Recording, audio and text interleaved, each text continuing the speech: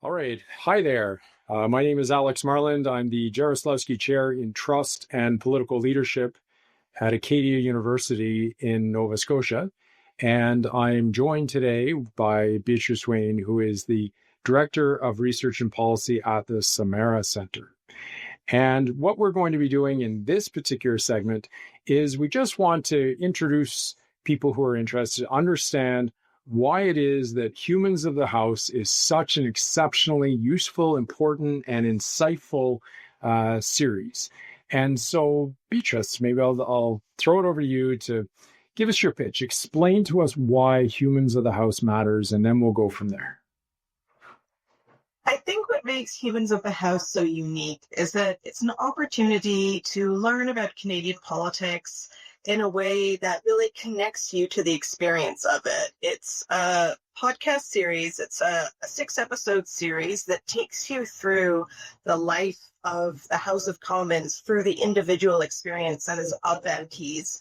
But I think the key is that we're hearing them from the perspective of them after they've left office. So they're really forthcoming, they're really honest, and they're often really emotional about the experience. So it makes it really engaging and easy to connect to the material on a human level because you're hearing it in the voices of these MPs being really forthcoming about challenges they've had, about struggles they had, about really uplifting experiences they had. And it allows you to connect to the experience of politics in Canada in a way that's really connects you to the lived experience of it.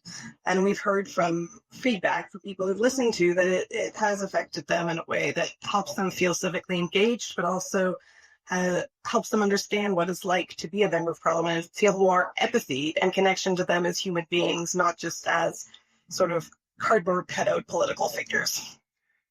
So, in your experience, why does it matter that people can be open once they've left the office? Why couldn't you have done these same things and get the same depth of honesty and raw emotion from people who are currently in the job? Why did it matter to talk to people who are leaving or who had recently left the job as member of parliament? I think there's two aspects. I think one of them is being honest about how power works in the House of Commons and what it means to be in a position where you're accountable to your caucus, you're a representative of the government. You feel like the media and also your constituents will read into things you said, and you're really still acting in a particular way and really on message to say the things you're supposed to say, whether it's worrying about what your party will say, worrying about what the media will say.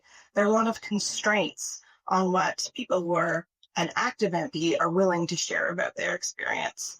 And the other is, I think, when you're in the middle of an experience, it's harder to reflect on it. You haven't had the time and space and cumulative experience to really make sense of your experience in the way you do after you've left, after you've had a moment and a beat to reflect on what the experience has meant to you and what you were able to accomplish in the job. So both of those things, I think, makes our interviews very powerful, both because they are unfettered by these concerns. They now have a freedom to really speak their mind, to really say what they were holding in that felt constrained by, whether it was their party or other constraints that I mentioned. And it's also that they've been thinking about this now and have had time to reflect and really consider what this experience meant to them and what frustrations they had that they weren't allowing themselves to feel before they had this break. So let's give a sneak peek to people to give them an idea of what kinds of things they can expect in Humans of the House. So our former MPs recently, people who recently served in Parliament, are they talking about, how amazing it was and what a great experience it was and how it exceeded all their expectations? Are they talking about, some challenges they faced, some disappointments, some frustrations, some are they disillusioned? Like, what's the general mood that most of them are conveying to you? I think one thing about the podcast is that it reflects a real diversity and range of experiences. It covers the highs and lows. But I would say that there is a lot of frustration and disappointment. There's a reason that one of our episodes is titled, I'm going to say the F word. It's because there is a sense of frustration in many of the experiences, and a sense that the House of Commons isn't functioning as well as it could be. And there are a number of constraints and different experiences that we hear in the 12 MPs that are interviewed. They each have an individual experience, but they each talk about real disappointments, frustrations, and some really elevating experiences as well. But they really lay bare some of the challenges that are facing Canadian Parliament. So Humans of the House is pretty unique in Canada. I mean, where else are you going to go to be able to listen to, former members of Parliament just open up and explain their experiences? Maybe you could explain to viewers and listeners a little bit about what the Samara Centre for Democracy is. So you're based in Toronto. What is it that you do, and what is your mandate? Absolutely. So we're a Toronto-based organization, but we cover the whole of Canada. We are a nonpartisan charity dedicated to make it easier to participate in politics in Canada. And we see that meaning a lot of things. It's not just about voting. It's about participating in local politics as well. It's making sure people feel like they're empowered and they have a voice, and repairing the relationship, repairing communication and trust between the electorate and elected officials in Canada. And we have three main buckets of research that go towards this. And one of them is we call the lived experience of politics. And this covers the experience of MPs in Parliament, but it also covers the experience of Canadians who are trying to make change in their community and how they go about doing this and the constraints they feel when they try to do this. So that's one bucket. One of the others is technology's effect on our democracy. So we also have a long-running project called Sandbox, where we look at toxicity online directed towards candidates in races. Those are municipal, provincial, and federal races, to see if that's a condition of work for people running for political office and how it's affecting representation in our democracy. And then the third is youth civic engagement. So we're really interested in supporting and understanding the sort of civic education young Canadians are getting, and looking for ways for how we can empower young Canadians to be involved in politics in Canada. So I'm going to add to that, for students and others who are interested in understanding Parliament and beyond Humans of the House, a real compliment is to them is these particular books.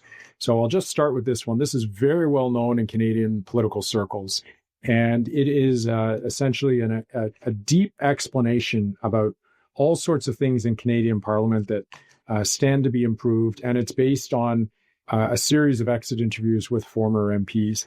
This one is a little bit lesser known, but this one is a continuation, and I find this one really, really useful in my research.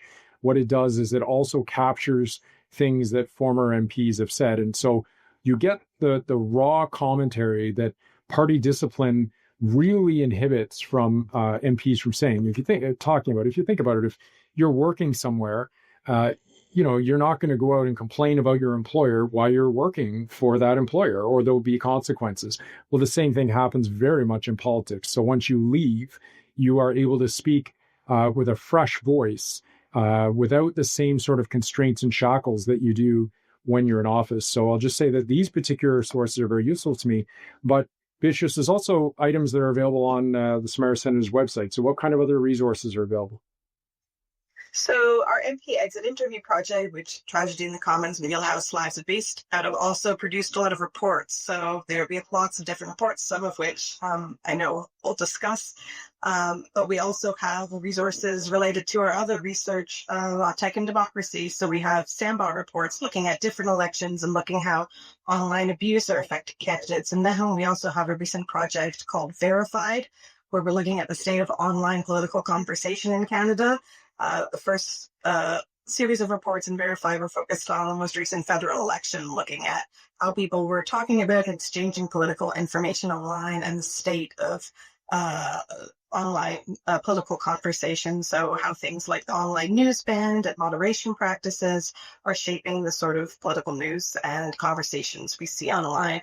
And we have another podcast, if people are interested in, called Group Chat, and that's about topics in Canadian political conversation, but approached from a very accessible way, a way where there's open dialogue and an exchange of different views, but in a way that you would see in a group chat. So really easy to jump and dive into, even if they are some complicated topics such as the notwithstanding clause, local politics of diaspora communities, or democratic innovations in Canada, like citizens' assemblies. So that's another resource on our website. All right. So last question for you in this segment. If we reflect on Humans of the House, so somebody's just about to start paying attention, about to start listening to them, what is the one takeaway that you think listeners will get from Humans of the House? I think that the one takeaway will be a takeaway of empathy, because I think what it does is both show serious and systemic issues with how politics operate in the House of Commons, but also understanding that the individuals who participate, the individual MPs, are all coming from a perspective of wanting to help their communities, wanting to support Canada, and really coming up against systemic problems. And then instead of focusing on sort of the idea that there are bad apples in our political system and the problem are individual politicians, thinking about instead how we can connect to the humanity of our elected officials while still being critical of some of honest about some of the problems in our political culture in Canada today. All right. Excellent. Thank you so much for your time. And for those of you who are watching or listening, I hope you enjoy Humans of the House.